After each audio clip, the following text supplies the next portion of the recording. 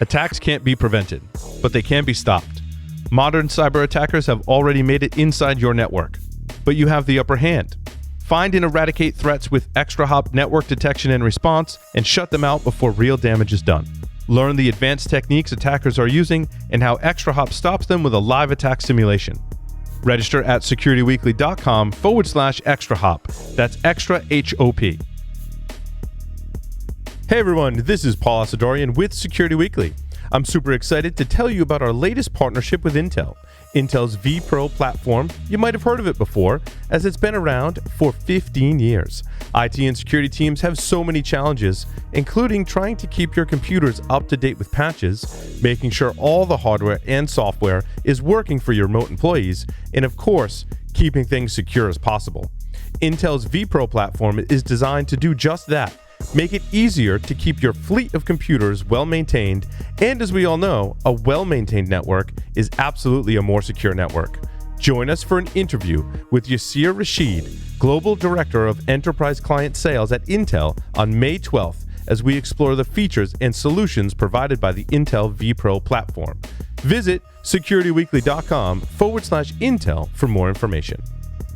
Endpoint security is designed to protect every device in your fleet, wherever it may be. These days, that can be a lot of different places. Find out how HP Wolf Security uses emerging strategies like application isolation, along with a zero-trust approach and framework to give you a powerful, manageable, usable solution to your growing and increasingly spread-out security challenges. Learn how HP Wolf Security can make a difference across your endpoints at securityweekly.com/HP Wolf. Welcome back to Enterprise Security Weekly. Few announcements before we get to the news. Security Weekly listeners can save $100 on their RSA Conference 2022 full conference pass. The RSA Conference will be live in San Francisco June 6th through 9th, 2022. Security Weekly will be there in full force, delivering real-time live coverage and interviewing some of the event's top speakers and sponsors. To register using our discount code, please visit securityweekly.com/RSAC 2022 and use the code 52UCyber. That's 52, the letter U, Cyber. We hope to see you there. Also, don't miss any of your favorite Security Weekly content. Visit securityweekly.com/subscribe to subscribe to any of our podcast feeds and have all new episodes downloaded right to your phone. You can also join our mailing list, Discord server, and follow us on social media and our streaming platforms. We are currently using Twitch and YouTube. And finally, join Paul Asadorian and Rich Mogul on May 4th to learn how to choose the right architecture for your application. Live attendees at this webcast will have a chance to win a $100 Hacker Warehouse gift card. I might be doing this interview for the second time today, but it's just that good. It's going to be really good. Rich and Paul together on May the 4th. Paul's going to be making May the 4th be with you jokes. It's going to be great. Rich will too. Yeah, Rich probably, yeah, both Star Wars fans, right? Like, I think we have pictures of both wearing Stormtrooper uniforms or something like that. I once owned a Darth Vader. I once owned a Darth Vader mask that talked, but I lost it. I remember those. Those are pretty cool. You can register at securityweekly.com/webcast. And don't forget to check out our library of on-demand webcasts and technical trainings at securityweekly.com/on-demand. Now for the Enterprise Security Weekly news. You can check out securityweekly.com/ESW 271 if you want to check out all the stories and links. And sometimes I say funny stuff about them in the show notes. So you can check that out there. All right. So I was going to start off saying I was checking my directory, my database of all security products and all security companies, and noted that we now have 53 unicorns, which is 10 more than we had in February. So in the last 80 days, the industry has created 10 cybersecurity companies worth over $1 billion. Not that it happened in those 80 days, but that's when they announced that they'd raised funding and had these $1 billion valuations. That's absolutely crazy fast growth. Has there been any decacorns? Do we have a decacorn count?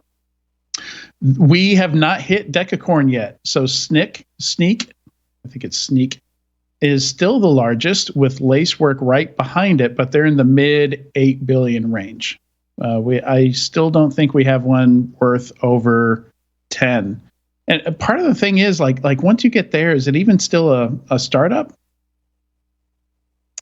I wouldn't even know how to define a situation where we have a company valued at 8 billion.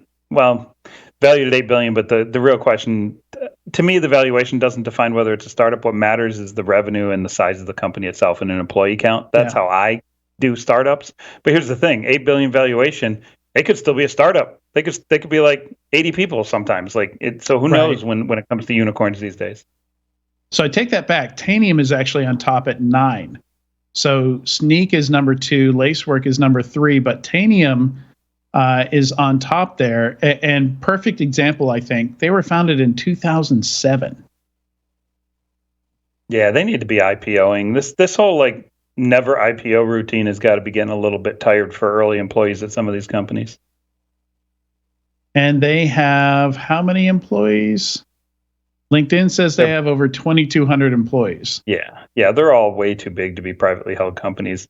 I think it's just a function of why go through the oversight of being a public company and having to deal with the public, the SEC, the reporting requirements, all of that stuff when you can remain private and, hey, you can continue to burn at whatever rate you want and go get more funding at some outrageous valuation if and when you need it.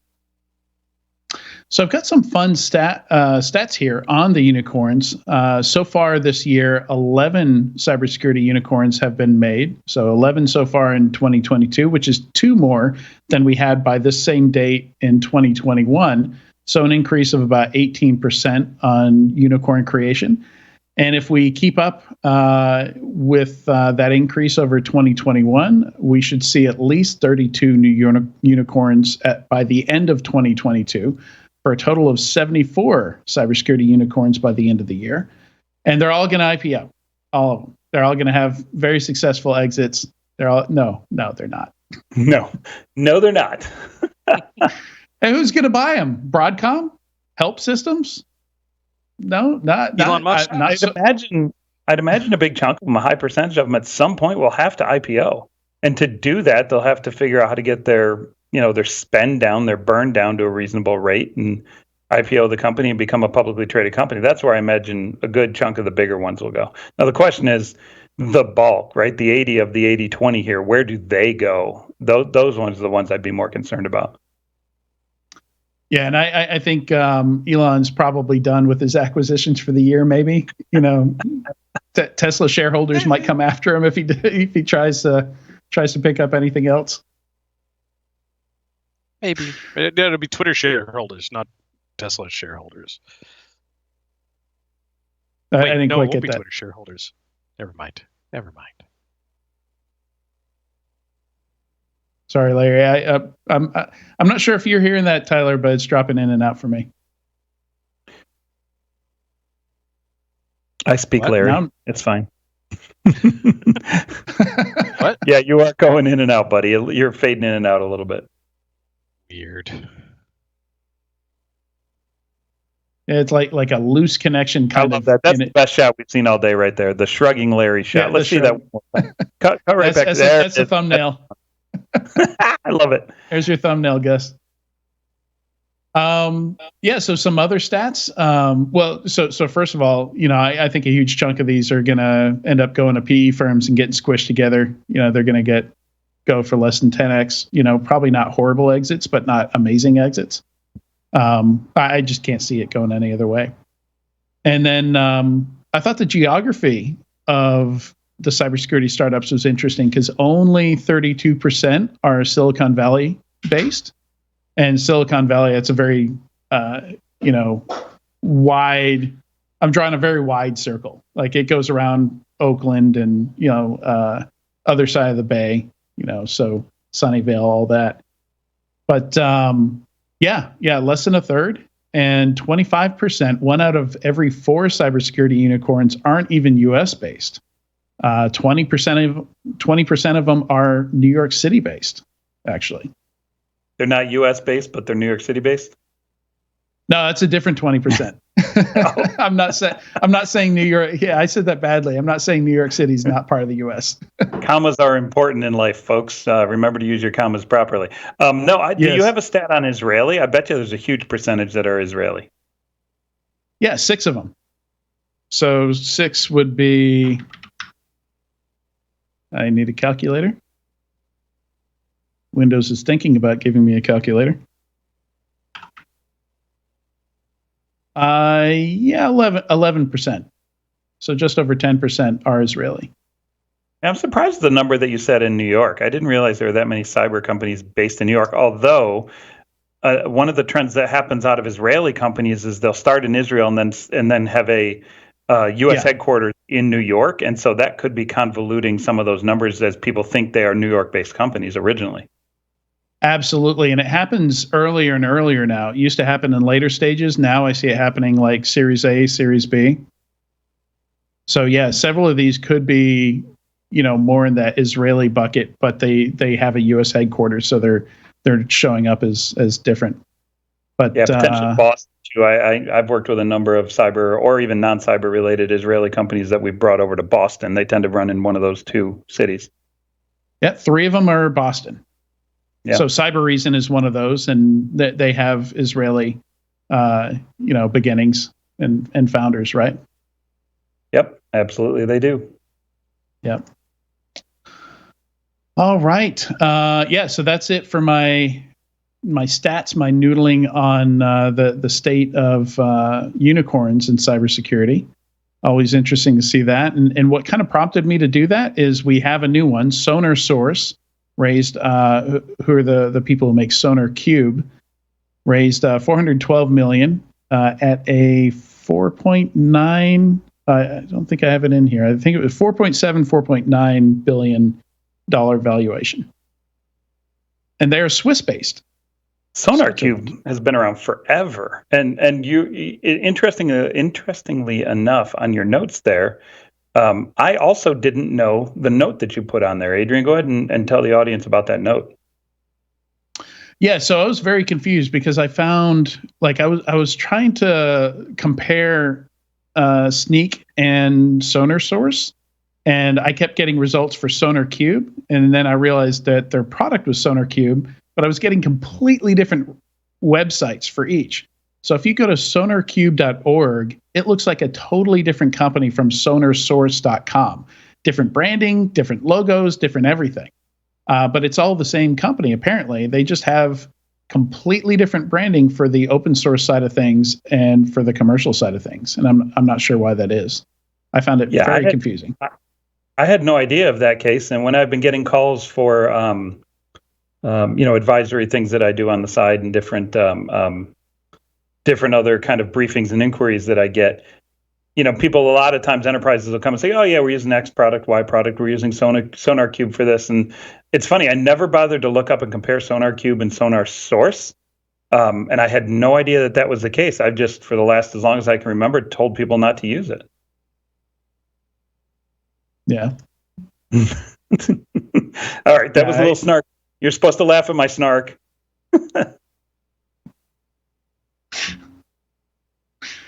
All right, should we move on? Was there any stuff here that you guys want to jump to that you found especially interesting? Did you look into what Weed Jungle is? What is Weed Jungle? It sounds like a video game my kids might play. It does. It was not one that I had time to dig into. They raised $22 million. Seed funding of $22 million. On a unified cybersecurity platform, Weed Jungle announced a seed funding of $22 million. That is absolutely insane. That means the valuation's got to be $60 million or more. It looks like a Weed Jungle enables organizations to secure and strengthen their network through a single window. Oh man! Yeah, it looks like it's maybe AI and ML based platform. Ooh, I'm feeling the buzzword bingo going off here a little bit. Feeling it. The get a little buzzy. Yeah, it looks like a UTM basically. It looks like maybe a competitor with like a Unify type of device, like a Ubiquity, but for small businesses, and then, layering some UTM type stuff on there, maybe some subscription stuff, like if you want to add AV agents, or if you want to add DLP or something like that, like you just switch on that stuff. That's how it's coming across to me. I think we talked about this the last week or two ago. I don't remember the exact show episode that we talked about this, but that there's kind of an underserved market in some of that small to mid-sized business approach. And we had seen a couple of weeks ago, I can't remember the name of the company off the top of my head, raise some ungodly amount of money. And it was just like, it was based on a similar thing. It was like a product that had been around for 8 to 10 years in idea, right? And this company comes in and says, we'll create something similar and just sell it to the small and mid-sized business, because it's completely untapped market. And apparently it's working well. If companies like Weed Jungle can get 22 million right out of the gate. Yeah, they're India based, and it's a combination of like a WAF, next gen firewall, and a UTM all in one. Could also be it could also be not only just targeting small to mid-size, but could also target a new geo, an untapped geography. Yeah, I gotcha. Yeah, and the one from last week that you were calling is Threat Locker, where the 100 million Series C, selling very down market, very small to mid-size, but all apparently MSPs, all channels. So they had like 2,300 or 23,000, customers. And the only way that you get to that kind of scale by Series C is lots and lots of channel.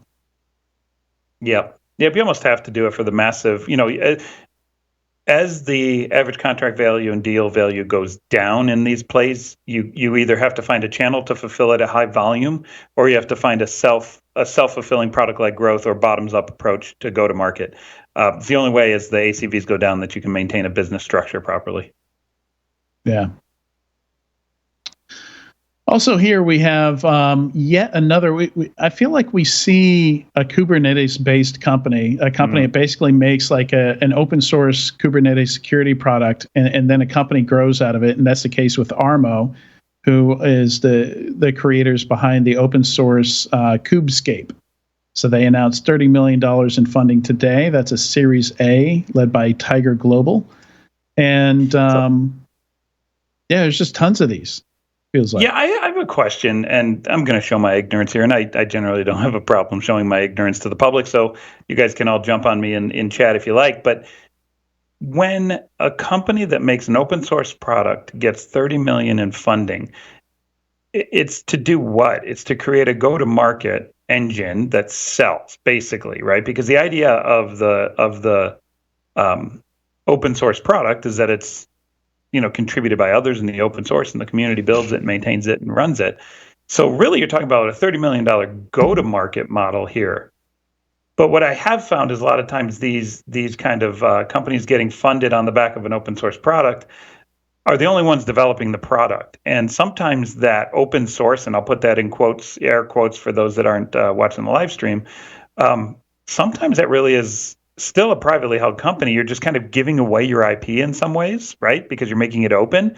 So this is always such a gray area for me with regards to how a company like Kubescape plans to make enough money to justify a $30 million funding round. It's going to be interesting to see. There's this one, there's Project Discovery. There's a number of them that have been funded at higher dollar amounts recently. And a lot of that's coming on the back of these companies like Tiger Global and others that are, I'll describe it as the early stage spray and pray. They're trying to index the entire market, right? Let's just literally give any money to anybody with an even reasonably good idea and basic traction, and we'll hit enough home runs to offset the losers, right? So it's going to be neat to watch the open source space in cybersecurity. I think that's still really developing in a way that people haven't put the time into to truly understand. So I think there's different models here. I think there are open source projects where somebody puts it together to solve a problem that they personally have, or maybe it's developed by a team inside a company, and then they break it out into a company, or at some point they get enough people asking them saying, "Hey, I love this product, would love to get enterprise support." Then they found the company. But I think what we're seeing here and what we have been seeing is a bit different. And I look at it more like an alternative to doing a freemium offering, where the open source product it is functional and it is like the core engine of the product. but it's missing the SaaS piece, it's missing enterprise management, or it's missing some kind of scalability component are the three most common things I've seen. And that's why you pay. So it's not just like, we're using Linux and we need, Red Hat to give us commercial support. It's more than that. Like there's features missing. There's some key stuff that you would want in an enterprise product that's missing in the open source. So in some ways, it's a neutered version, right? It's a lesser than version is what you're suggesting. Yeah. So which is why I think of it as freemium. Yeah. So, but you sometimes see those ones that have like, it's funny. Open source is always measured in the number of stars on GitHub or whatever, right? The number of follows and forks and all that stuff. You see these things gain significant traction, like huge traction. They can't be getting that traction unless they've got enough of a design from a product standpoint to get, the buyers on board, or at least the users on board in that particular regard. So, I think you bring up a good point about the less than versions, or the neutered versions, or slightly lower versions. There's also the model that some companies use of outsourcing like certain pieces of it, that the core engine, they open source certain pieces but keep the core engine, that kind of thing too, which is a different open source model. So there's so many different ways you can slice the engine, or slice the apple, that I think it would be worth a deep dive at some point for somebody to break open these open source cyber companies and see which ones are doing what and how they're doing it. Yeah. This reminds me very much of the Rapid7 model that they went for with Metasploit. They fully acquired an open source project. They still have an open source project. From my understanding, the main engine is still all open source, but you're paying for enterprise support. You're paying for early access to features. You're paying for features that didn't exist, much like you're paying for a staff of developers to keep putting out Metasploit modules also. Yep. So does anybody have any idea, Larry, do you have any idea about that, if they make money on Metasploit? It's a sales tool. It's a loss. That's what I'm getting at. Yeah. They throw in a couple of Metasploit Pro licenses to get a deal done, and then nobody ever uses it because they're not allowed to run Metasploit in production. Yeah, so that's what I was getting at, right? That's my opinion. Feels to me like it's one of those break-even acquisitions. Let's get enough of an acquisition that it drives an uplift in our overall revenue number to offset the money we spent on the acquisition. And as long as we break even every year on the product, we're happy with it. We're not trying to make a ton of money by selling Metasploit licenses. It's a guess, though. I don't know. They didn't just get Metasploit. They also hired HD as part of that, and they had HD there building new cool things and drawing talent to the company and drawing customers to the company for a good 4 to 6 years or something like that before he eventually split off and started a new thing. Now if I were to somebody to ask me about Rapid7 and what do they do, I'd say, well, they do that Metasploit Pro thing, but they also have this whole herd of pen testers. Like, if you had to ask me what they did, I'd say they do pen testing. Like, wow. Yeah. But if you do look at a lot of these companies' website, and you go to like the pricing page, there's usually like a comparison thing, and they show you, okay, here's what the open source product can do. And armosec.io, if you go there for this company, for this Kubescape, it's no different, and they basically show you, okay, here's what you're paying for. And in this case, it's the data retention is restricted in the free version, and the number of worker nodes is restricted to 10. So basically, it's enough to do a POC, which in a lot of cases, I see that being like if I got to go through 8 sales meetings or something like that, 8 meetings with SDRs and frontline salespeople just to get my hands on some code, just to get my hands on the product so I can take a look at it and test it out. Like that's a deterrent to buying your product. So I think this is another way where, like, because you're putting it out there in the public, it's got to be fairly polished. If you're just letting, anybody just go to GitHub and start messing with your product, and if it looks like junk, then that's a very quick way to rule out vendors that aren't going to work for you.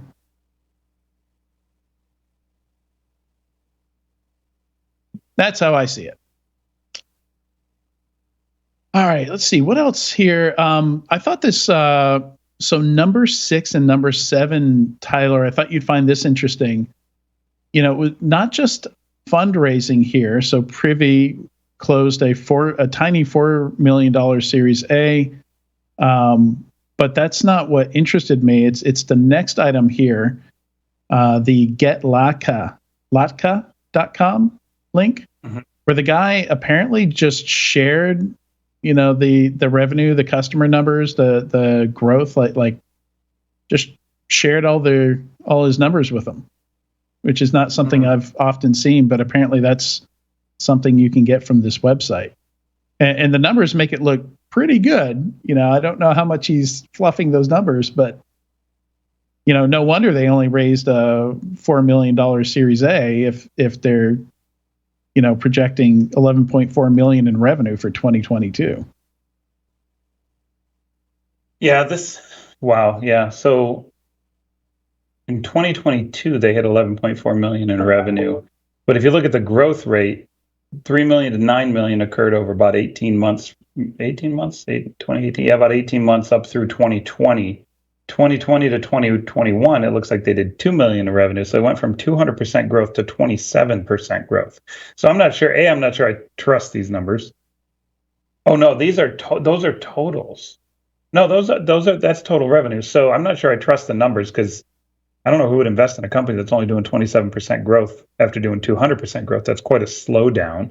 And then depending on what they're projecting in this year, seems interesting. Now, what could be kind of cool is if they actually are doing this profitably, which is unheard of in startup world. If they're doing this profitably, then I could see why you might take just, hey, I'm just going to take in a little bit, 4 million.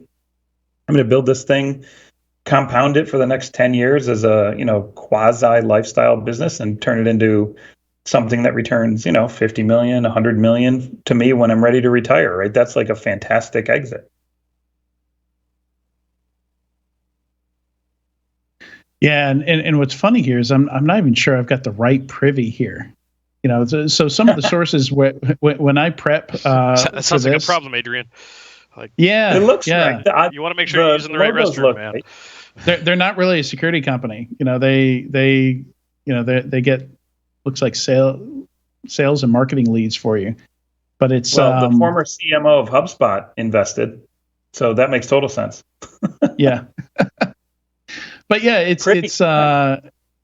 there are a lot of name collisions here, so it might have been a name collision thing, because some of the sources where I get these funding announcements don't include links to them. They just include the name of the companies.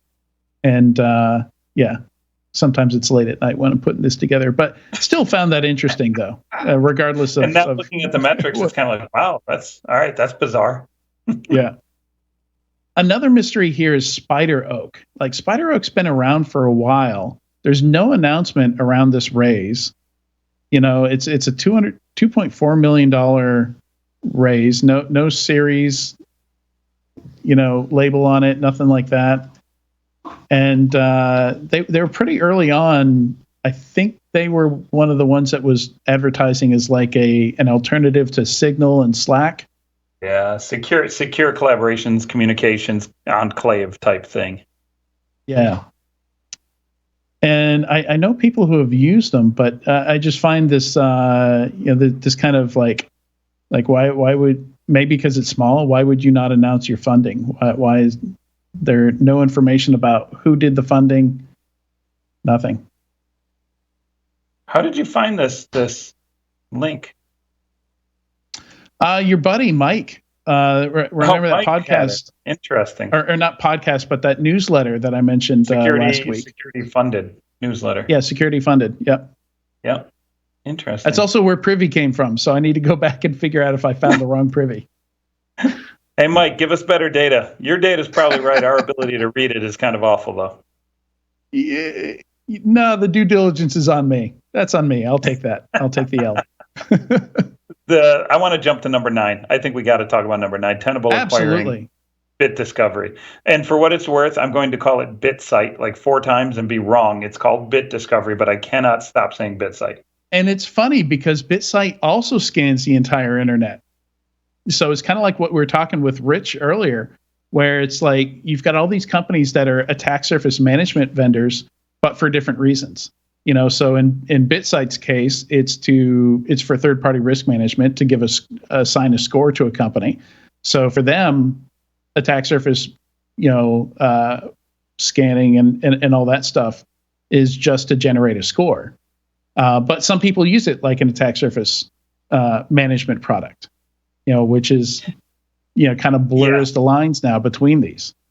Yeah, no, I definitely have some thoughts on this particular topic, right? The EASM, External Attack Surface Management market, the security scoring market, right? The BitSight versus the Bit. Yeah. The other one. Bit Discovery. I told you I'm going to screw that up. Discovery. Right. So you got the scorers, you got the scanners, right? The threat landscape scanner kind of folks. Then you got the white hats that are primarily actually scanning certain ports. So you can almost double click and say, you got the guys and gals that look at the broad level, what's open and what's available, kind of asset management and threat management from an external point of view. Then you got the deep divers say, hey, if I find an 80 or a 443, I'm going to scan the hell out of that port. Then you've got the broad scanners, and then you've got the scorers. And in reality, this is all one thing. This all needs to be one product that you buy. Yeah, and that when I analyzed this market a year ago, I took 9 of these, including Bit Discovery, and put them through the paces, explored them, and found some very different categories within here. So one category is we scan the whole internet, and you pay a fee for access to that database. Bit Discovery is in that category where you can not only look at your own stuff, but you can look at other companies on there. So you can use it as like a research platform. So, Census, Shodan, Security Trails, Asset Node. Maybe? No, Digital Shadows is all about data leaks. They try and discover data leaks. So they'll let you know if your company is leaking data. So that's also one that needs to be rolled into that same. It does. Threat management. I consider it a subcategory. Yeah. Yeah. So GitGuardian is the same way, except GitGuardian looks for credential leaks in code repositories. So there's this whole subcategory of data leak discovery, basically. Data leak detection is what I usually call it. But yeah, it's all about finding this stuff that's publicly available that can cause you pain, that represents some kind of risk to you. And so when we talk about Tenable picking this up, right, is Tenable saying, hey, we're going to get into this business of understanding the breadth of your available risk. But at the same time, Tenable does deep dive scanning for vulns. They do like threat and vuln hunting on individual ports. So that's an interesting marriage, I think, of two value propositions. Well, the idea here is, look, your external vulnerability scan's already done.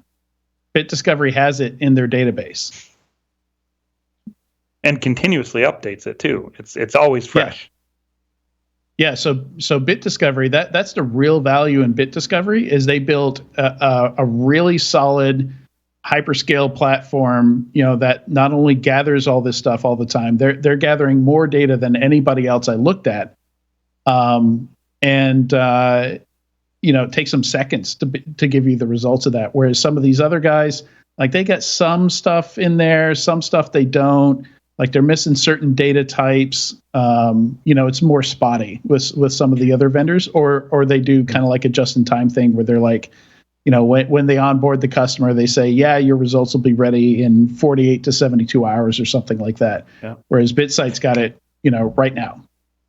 Yeah, that's super interesting. And then I always like to read the about blurb whenever I get a press release. I always like to read the about blurb and then think about how that is a positioning for the company, right? And Tenable, the rationale it describes, really, if you read somebody's company about blurb, it tells you how they want to position themselves, right? Because it's like the 3 sentences that say, here's what we do in a fundamental, basic way. The opening sentence in the about Tenable blurb is, Tenable is the cyber exposure company, which I find very telling. I don't think that's what they used to call themselves. I think they've changed that position a bit. That's new. Yeah, that's new, and it's really kind of lending a lot of credence to understanding going just beyond vuln hunting and looking for 0-day or looking for known vulns on an external port and saying, hey, we're going to check everything about your cyber exposure, which is much more of a kind of a attack surface management or threat modeling or threat exposure type of position. Yeah, so it's interesting. When you jump into some of these other folks, they all kind of build on each other. So, like if you look at a Randori or Cycognito, they're not scanning the whole internet all the time. Instead, what they focused on is what I like to call seed discovery. So they only grab your data when they onboard you as a customer, but you can just give them your company name. And that's it. They'll figure out what your external assets are.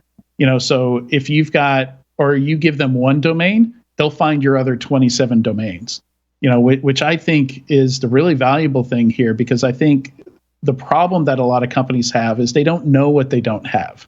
So I remember going into a company and looking at their Rapid7 Nexpose configuration and finding that they had misspelled 13 of their 14 domains that they were doing web app scans of.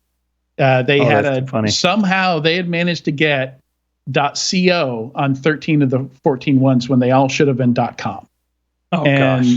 Because one was correct, they were getting results, so they thought it was working. When I looked at it, I was like, this is not nearly enough for everything that they're scanning. And sure enough, went and looked, and somehow they managed to copy and paste and leave the M off on a bunch of them. So it's predicated on this whole idea of, look, a lot of these companies, like they get a lot of tech debt. They've been around for 20, 30, 100 years or whatever. They're not going to know the right input to give a security tool. So we should go out there and find it for them. Absolutely. Sounds good to me. So Adrian, I went over to the Bit Discovery website, and I thought that was kind of funny because high fidelity attack surface mapping and request a demo, and I scroll down, and the first thing that comes up in pink is a little media report, and it's written by this guy from SC Magazine, Adrian Sanabria. Oh my God! Look at that! Look at that big pink banner with my name. We know that guy. I've heard of him before. That's what you get when you have the audacity to say you're going to go out and test an entire category, which is it's not easy. I'll tell you.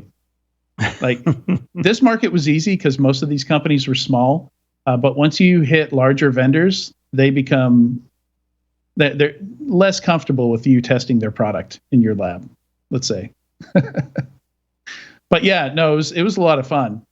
Because I did not understand this market when I went into it, and I thought it was all going to be like Shodan Plus and Shodan Plus Plus, and what I found was completely different. I found that that's really the lower end of the market that scans the whole internet and says, hey, you can pay a fee to access my internet scan database. Found this whole section of the market that is essentially doing external vulnerability scans. All right. Should we hit the so let's see, 2 more acquisitions here. Devo acquired an autonomous SOC company, and I've got a buddy over there at Devo, and I've been joking it should be called not a SOC, because if it's autonomous SOC, you're taking the people out of it, and what is a SOC but people? So it's they should call it not a SOC. So he owes me a beer or something like that if he renames the product not a SOC. Yeah, wonderful Adrian marketing tip of the day, for sure. I think it's good. I think it's a good pitch. And then Sophos acquired a company. It's basically SOC as a service, which I'm not going to pronounce because it sounds funny when you pronounce it. And yeah, let's just... I've got to mention the MindPass password manager, number 16. So they've got this idea that somehow it's an improvement. So they give you like this 3D rendered room, and this room is full of objects. And the way you authenticate and log into your password database is only the 4 or 5 objects to choose in the correct order. And the idea is it's really easy to remember which objects you picked. So that's your password, is just in this 3D room, tapping on these objects. So teapot, fork, chair, bowl, I don't know. And somehow that's easier than just putting your thumbprint on the thumbprint reader on your smartphone. I don't know. It doesn't make sense to me. Yeah, I'm not buying that one. Yeah, see, Adrian, I think maybe something like this might be interesting, and I don't agree with this is good, but the thing that might be fun was if you start doing your authentication in something like the metaverse this way. Ooh, yeah, that's kind of how I described it. Yeah, I was mentally checked out on that story, Larry, until you dropped that nugget of gold. Yeah, actually, the way I introduced it in the beginning is. I forget what I said. I had something about metaverse in there. Using the metaverse to log into your password manager. I don't really listen to you, Adrian. What? I know it. Caught me. All right. And our squirrel story for today, number 18, that Twitter link right there, this amazing thread. I'm not even sure where this university is, but Austin Peay State University sends out a tweet. APSU alert, ransomware attack. This is not a test. Shut down all computers now. And they sent this out to the public internet. And the replies in here, especially Johnny Christmas, is all up in these replies with yes, just bucket loads of snark.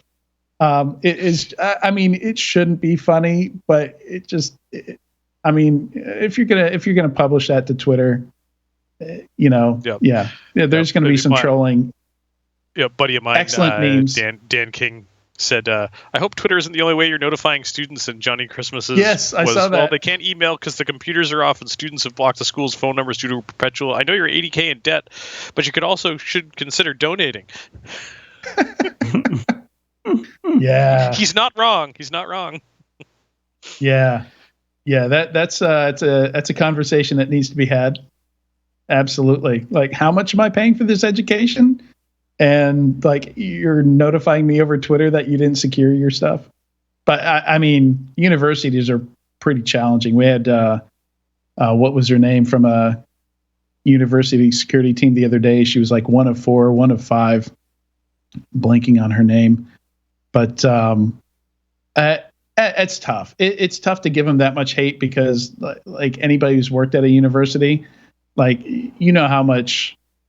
how big of a struggle it is to lock things down at a university or to do really anything security related at a university. It just goes against the culture in general.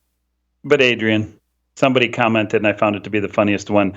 They said, yes, thanks for notification, but ransomware is spelled as one word. And then I went back up and realized they had indeed spelled it ransom space where. They did. Like I said, I mean, it's a good time. I highly recommend that thread. There. So many. Yep. Catherine Ullman. Yeah, it sounds right. Yeah, and that was episode 268. So just to be clear, this is not her university. She's up in Buffalo, if I recall correctly. Does anybody know where Austin Peay is? Whoa. Close to me. Tennessee. Clarksville, Tennessee. Where is Clarksville, Tennessee? They spell ransomware as two words in Clarksville, Tennessee. It's not so. Yeah. I'm pretty sure that's not the only thing they misspell.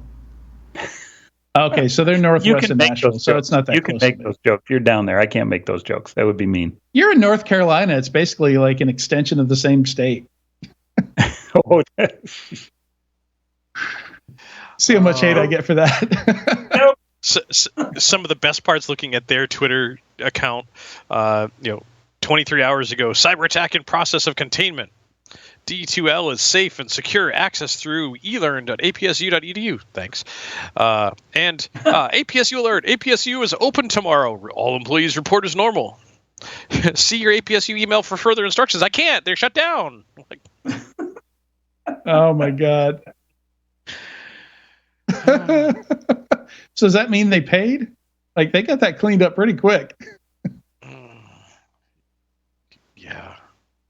Yeah. If come in as normal tomorrow, like that was just, it was yesterday. That original one went out. Yep.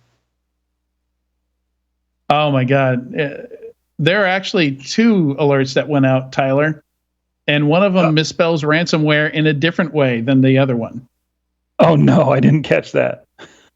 So they removed the space between ransom and ware, but then put an E between them.